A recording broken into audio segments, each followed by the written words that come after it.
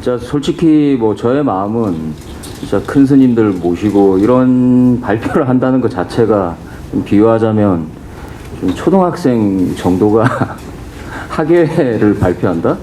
그러니까 어떤 뭐 진짜 프로들, 전문가들 앞에서 제가 아는 이 조그마한 어떤 이해, 체득도 제대로 못한 내용을 발표한다는 게 사실 좀 부끄럽습니다.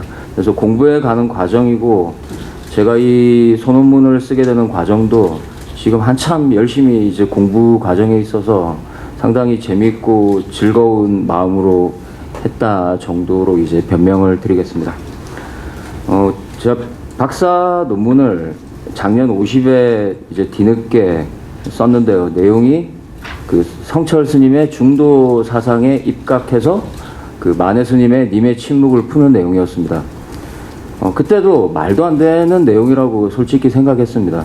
그래서 그 중도 사상, 특히 이제 백일 법문하고 그 본지품강 선문 종로에 나오는 기본 중도의 내용과 그 선종 사부록에 해당되는 신신명 증도가의 바탕을 두고 제가 만해 스님이 오도하신 선승이다라는 것에 기반을 두고 뭐 이제 한 분은 성철 스님은 저기 산에 산승으로서, 그리고 우리 만해 스님은 여기 학예 중생세계로 오셨다라는 이제 두 가지 실천 방향이 달랐다.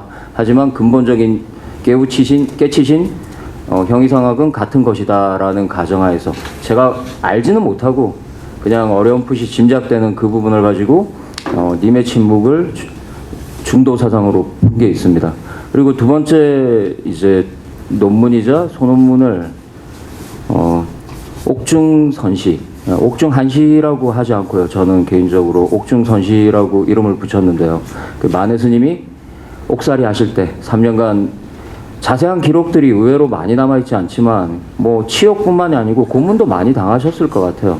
추위라든지 뭐 치욕 고문에 대한 내용들이 간간히 조금 나오는 것들로 미루어 짐작할 뿐인데 그 3년간 남기신 선시가 14편이라고 잡저라는 스님이 직접 남기신 책에 남아있고 거기에 기반해서 차례대로 옥중선시의 가치를 좀 분석한 적이 있습니다. 역시 저기 벽에도 우연찮게 만해 스님의 오도송이 있는데요. 그 이후로 이제 스님이 쓰신 모든 이제 문필 활동들은 선사의 어록 혹은 시라고 생각하고 언제나 절하는 마음으로 이제 읽고, 제가 한문 실력이나 모든 게 짧지만 그때마다 마음속으로 이제 절하고 실제로 절하기도 하면서 이제 썼다라고 조금 다시 한번 변명해 말씀드립니다. 내용은 아까 말씀하신 대로 아주 어려운 내용이 아닙니다. 표피적인 부분은. 근데 굳이 설명하자고 치면 한마디도 설명할 수 없습니다. 예를 들면 한참 쓰면서 이제 나웅 선사의 공부 10절목에 대한 내용을 이렇게 접하게 됐는데요. 제가 1번은 그래도 주제 넘게 답할 수 있다고 생각합니다. 공부하는 사람이 모양이나 색이나 소리에 의심을 두고 있느냐. 저는 좀 그래도 의심을 두려고 하는 쪽이다 생각하니까요. 그러면 이제 두 번째, 공부를 시작했느냐. 이제 공부를 시작 조금 한 것 같습니다. 근데 3번부터는 도무지 한마디도 대답할 수 없더라고요. 마치 이 시부도에 나오는 소 그림을 머리로는 이해할 수 있는데 체득이 안 된 상태로는 단 한 그림도 사실은 이해 못한 거나 다름없는데 이제 겁없이 이렇게 했다라는 또 한 번의 변명을 드리게 됩니다.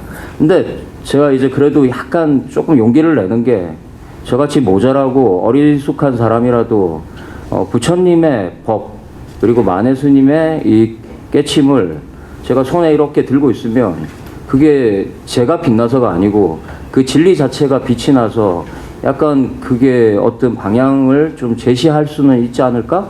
그런 생각은 하고 있습니다. 그래서 차례대로 이렇게 논문을 쓰면서 만해 스님의 글을 하나씩 독파해 나가는 재미가 상당히 있는데요. 재미라고 말씀드려서 죄송하지만 이 에세이로 알려져 있는 시무장설 부분쯤 도달했을 때 상당히 놀랐습니다. 다 아시고 계시는구나, 스님은. 그리고 하나하나 이제 선해선이라는 이름으로 저기 범부의 세계들을 가져와서 이렇게 성과 다르지 않다. 뭐 널리 알려진 말로는 저기 번뇌즉 보리라고 하는 바로 그 차별성 없는 중도의 차원에서 다 모든 것을 실천하고 계시구나, 그런 생각을 좀 짧게나마 했습니다. 그래서 아주 겸손하게 자기는 불교의 초심자고 뭐 이렇게 말씀하시지만 전혀 아닌 것, 다른 스님들이나 다른 공부하신 분들은 이미 일찍이 알고 계실 거라고 생각합니다. 그리고 만해 오도송 저기에 붙어 있는데 원래는 편편 비였는데 홍으로 바뀐 그 일화, 만공스님하고의 일화도 상당히 유명한 일화고요. 그리고 이 선시들, 제가 아까 한시가 아니고 선시라고 했는데 사실 조금 짧은 깜냥으로 1917년 이전에 아무리 이렇게 공부를 많이 하셨어도 한소식 하시기 전에 글들과 한소식 한 이후의 글은 분명히 다를 수밖에 없다라는 짐작만 어렴풋이 하고 있습니다. 그래서 17년을 기점으로 제가 이제 많은 걸 이렇게 나눠뒀습니다. 그래서 책에서는 이제 76페이지로 가시면 어차피 쭉 공부를 해오신 분들이기 때문에 이 내용을 뭐 다시 반복해서 설명하지는 않겠습니다. 근데 만해 스님이 이렇게 시무장설에서 부처님에게서 비롯된 이 소 이야기, 일화들을 쭉 풀어오시고, 중국의 이제 이 시부도와 관련된, 저기 청거선사 이야기, 그 다음에 그 이후에 이걸 이제 잘 도상과 시로 만든 과감선사 이야기로 이렇게 쭉 풀어나가시고, 그 중에, 스님은 과감선사의, 송에 주목하고 이렇게 주석을 단다라고 말씀하셨거든요. 그 뒷부분 결론에도 좀 나와 있는 거지만 사실 이 선원문이 짝이 될 만한 게 하나 더 있습니다. 사실은 시편담 주회라고 상당히 유명한 그 주석을 뭐 여러 선생님이나 스님들은 이미 다 알고 계시겠지만, 그렇게 짝을 지어 나가기 시작하면 시부도에 나오는 이 모든 내용들이 거기에도 다 들어 있습니다. 사실. 그리고 뒤쪽에 나와 있는 대승경전이 금강경과 그 다음에 화엄경, 법화경에도 일부 분명히 들어 있습니다. 근데 같은 내용들인데, 같은 형이상학인데 깨침이 있느냐 없느냐의 차이에 따라서 근기나 어떤 조건이나 상황에 따라서 때에 따라서 각자 공부들을 그 산을 올라가는 길이 조금씩 다르다라고 느껴집니다. 그래서 이 내용도 쭉 읽어보시면 아실 내용이라 굳이 이제 설명하지는 않습니다. 그리고 이제 저같이 범부의 입장에서는 이런 그림이 들어가면 상당히 재미있는 것 같아요. 그래서 다양한 시부도의 도판들을 쭉 훑어보면서 다양한 절들마다 다양한 시부도들이 있습니다. 근데 뭐 시부도라기보다는 시무도라고 조금 해도 괜찮을 것 같은데요. 제가 신도로 있는 봉은사만 해도 시부도가 있는데 8개만 있습니다. 2개는 빠져 있고. 그리고 최근에 송광사를 갔다 왔는데 5개만 있습니다. 그런 식으로 뭐 개수도 되게 다양하고 빠진 것들도 많고 뭐 정말 천차만별이거든요. 근데 이걸 보고 이걸 안다라고 하면 정말 오산인 거죠. 그래서 그날도 가서 열심히 절만 많이 했습니다. 그 그림들 한번 쭉 훑어보고 난 뒤에 정말 절을 더 열심히 하게 되더라고요. 근데 첫 번째 저 1도의 그 시무 부분을 보시면 알겠지만 저는 여기에 거의 도달하지 못했습니다. 이제 초발심도 아니거든요. 사실 좀 비겁해서 다음 생에 머리 깎을 마음을. 근데 점점 출가 연령이 점점 늘어나면서 55세까지도 점점, 저번에는 50세였는데 55세. 제가 늦지 않으셨어요? 마음속에서 자꾸 그래서 그런 마음이 자꾸 듭니다. 이게 무협지 같기도 하고 어릴 때 읽었던 어마어마한 내용들이거든요. 그러니까 처음에는 몰라서 무협지 같은 게 좋다라고 하면 이게 공부가 조금 되면 이 세상 자체가 되게 이상하고 신비하고 이게 더 놀라운 세계라는 걸, 뭐 무슨 무협지에 나오는 그 이상한 초능력들보다 이게 훨씬 더 이상한 거라는 걸 제가 느낌적인 느낌으로 느끼면서 이 초발심이 엄청나게 어렵다는 걸 알게 됐습니다. 그래서 1도를 보고 있으면 기가 막힌 생각이 드는 거죠. 어떻게 자기가 소를 잃었다는 걸 자각을 하죠? 그러니까 스님들에게 언제나 존경의 마음으로 엎드리게 됩니다. 이 초발심을 하신 분들이라는 게 정말 놀랍고요. 근데 초발심이 없으면 이도는 불가능하죠. 그래서 소를 잃어버렸다는 걸 모르는데 자기가 어떻게 소 발자취를 찾으며 뭐 채찍이니 뭐는 어떻게 알겠습니까? 불가능한 이야기거든요. 사실은 언어 도단이고. 그래서 저는 겸손하게 다시 한번 모르는 내용이다. 근데 1도에 언제나 이렇게 휘둥거리고 두리번거리는 이 장면이 언제나 저의 마음에 어떤 신선한 자극을 주고 언제라도 빨리 이제 머리 깎을 날이 뭐 이런 생각을 하게 됩니다. 언제나. 그래서 머리 기르고 있는 그림으로 그려져 있지만 도인인 것이죠, 벌써.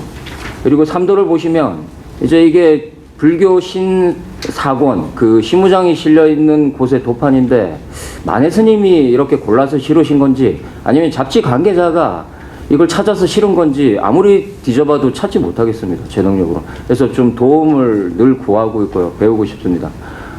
과감선사의 시부도라고 알려져 있는 도상하고는 많이 다릅니다. 그래서 소가 얼룩소인데다가 뒷모습이 등장하고 앞부분에 단풍나무 숲에 는매미 운다라고 했는데 사실 단풍나무가 이렇게 단풍이 질 때면 매미는 한 마리도 없거든요. 그래서 때늦게 운다라고 했는데 저처럼 그 상황인 거죠. 사실 매미는 안 옵니다. 이 시기엔 벌써. 그래서 이 소리를 들었다는 것 자체가 이미 차원이 다른 궁극적 차원의 매미 소리, 시공간을 뛰어넘은.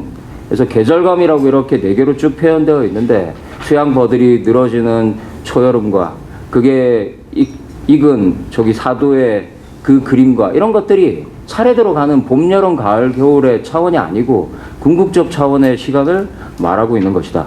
그래서 여기까지 도달하는데 몇 겁이 걸리는 사람도 있을 것이고 때가 맞으면 동진 출가하거나 즉시 만날 수도 있다라는 생각이 듭니다. 그래서 5도부터는 이미 차원을 아예 뛰어넘는 문제라 제가 감히 다룰 수 있는 부분이 아니고요. 여하튼 어찌됐건 얼룩소를 그대로 얼룩소로 그리고 있다든지 검은소에서 흰소로 변해가지 않는다든지 그리고 모양새, 소가 이렇게 고개를 쳐들고 있는 그 모양새라든지 그런 것에 대해서 감히 뭐 해석을 하진 않겠습니다. 여기서부터는 저기 오도성을 남기신 그 이후의 단계 분들만 알 수 있는 차원이라 오히려 큰 스님께 더 여쭙고 싶습니다. 오히려. 그래서 소를 타거나 끌거나 하는 이 장면들을 보면 기가 막히는 생각이 듭니다. 뭐 끌기는커녕 탄다니, 그리고는 뭘 한다니, 뭘 피리를 불 수 있다니, 저로서는 말도 안 되는 차원이고 그 다음 차원도 제가 설명할 수 없는 차원인데 초당에 이렇게 자세히 보게 되더라고요. 돋보기 같은 걸 놓고 정말 채찍하고 고삐가 걸려있나? 그리고 이제 이미 손은 없는데 이렇게 혼자 편안하게 앉아 계시는데 뭐 초당 안에 계시는 그림도 있고 밖에 있는 그림도 있고 한데 이 부분도 제가 감히 여쭐 수 없는 부분이고 마지막 무협지같이 정말 신나는 부분이 아이러니하게 이 텅 비어있는 원상이 텅 비어있는 것이 아니라는 걸 알 때 계속 공부를 하다 보면 여기서는 저 말하시고 저기서는 이 말하시고 큰 스님들이 숨겨진 것을 불성이라고 하고 나타나는 것을 뭐 열애라고 한다 이렇게 하셨다가 또 반대로 거꾸로 말씀하시고 그때마다 무슨 말인지 저는 한마디도 못 알아듣지만 이 텅 빈 게 아니라는 짐작만 하고 있습니다. 그래서 다른 제 이제 짤막한 소견을 좀 곁들이자면 이게 진짜 학예의 발표 같은 느낌밖에 안 드는 이유가 그런 건데 이 세계 자체가 아주 위대한 존재의 기원 자체에 깃대어 있다. 그냥 거기에 좀 그냥 들어가 있는 상태다라고 느껴질 정도로 이 원상이 어마어마하게 느껴집니다. 그리고 그 다음은 더 설명할 수 없는 차원이라 보통 일반 저 같은 범부들이 이 그림들을 보면서 막 신나가지고 그래 큰 스님들의 깨우침하고 우리 같은 범부의 깨우침하고 다를 게 없다 이러면서 막 겁없이 덤벼들 만한 부분이라는 생각이 드는데요. 아주 신납니다. 그래서 나무를 이렇게 피우는 봄이 되면 얼음이 녹고 이렇게 꽃이 피는 계절이 와서 봄이 왔다는 게 참 신나고 통쾌하고 즐거운 것 같아요. 그래서 이 포대화상과 동자가 이제 이렇게 있는데 이게 바로 그 관계성을 질문에도 좀 나와 있지만 그걸 드러내고 있는 거라고 생각합니다. 어려운 것 같습니다. 그래서 아래쪽에 나오는 이제 오보임도 막 설명드리고 신나게 할 내용들이 많지만 이제 선어록들을 읽어보면 저 같은 사람이 감히 뭐 짐작도 못할, 그러니까 부처님이 깨우치시고 난 뒤에도 뭐 밥 드시고 뭐 금강경에도 나오지만 제1분에 뭐 화장실 가시고 하실 거 다 하셨는데 저는 옆에서 한번 보고 싶거든요. 정말 깨우친 도인은 밥을 어떻게 드시고 예, 농담은 어떻게 하시고 화장실은 어떻게 가시고 뭐 어떻게 하시는지 너무 궁금하거든요. 그게 뭐 다를 바 없겠지만 예, 너무 신기하고 아까 무협지보다 더 신기하고 궁금한 그 부분입니다. 그래서 뭐 개공, 아공, 오읍, 보임 이런 부분들은 제가 감히 설명할 수 없는 부분이고 원래 조금 준비는 했지만 일단 좀 예, 지나가겠습니다. 이 부분도. 그래서 원래부터 원상 안에 들어있는 이 시부도와 보명선사의 내목한 안에 들어있는 이것도 조금 그런 면에서 이해 차원에서 분석하면 분석이 되겠지만 도인의 차원에서는 같은 거라고 봐야 됩니다. 왜냐하면 7단계쯤에 접어들었을 때는 시부도에 저절로 안 할래 안 할 수 없는 보살행이 드러나게 되어 있다라고 말씀하셨거든요. 그래서 1도부터 10도까지 하나로 다 짜여져 있는 것이고 사실은 1과 10이 하나인 것이죠. 공부의 차원에서. 근데 굳이 이제 초심자들을 위해서는 신나게 만화처럼 그려 두신 거고, 그리고 또 공부하신 큰 스님들 입장에서는 단계에 맞춰서 이 어떤 공부의 단계마다 이런 어떤 신통 혹은 깨우침, 깨침, 그 다음에 뭔가가 다 드러나실 테니까 예, 그 부분에 대해서 오히려 제가 반대로 여쭙고 싶습니다. 그래서 그 과감 15도와 만의 주해를 쭉 보시면 결국 시편담 주해 내용하고 거의 일치합니다. 그게 조동종이건 조계종이건 사실 처음 시작은 조동종처럼 보이지만 만해 스님이 결국에는 간화선이시거든요.